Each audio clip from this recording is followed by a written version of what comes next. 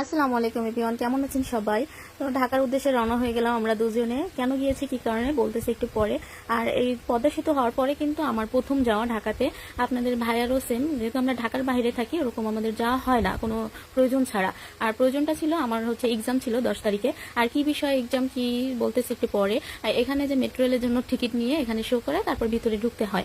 আর এখানে মেট্রো রেলে ঢোকার সময় কিন্তু আমার সাথে একটা কাহিনী ঘটে যায়, যেটাই আসলে আমাকে নিজের অনেক বলদ মনে হচ্ছিল।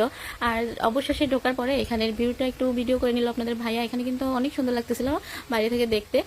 তো কাহিনীটা হয় কি, আমরা যখন দাঁড়াই তখন মেট্রোটা আসার পরে দরজাটা খোলার পরে ও আগে ঢুকে যায়। পরে যখন আমি ঢুকবো তখন দরজাটা অটো লক হয়ে যায়। তো আমি তখন অনেক ভয় পেয়ে গেছি যে অটো লক হয়ে গেছে, আর খুলবে কিনা, আমরা একসাথে যেতে পারবো কিনা, বা ও যদি চলে যায় আমি পরে কিভাবে আসবো, মানে সবকিছু মিলে আমি খুবই ভয় পেয়ে গেছিলাম। তো তারপরে দেখি কি না যে দরজাটা খোলার পরে তারপরে আমি আবার ঢুকে পড়ি ভিতরে।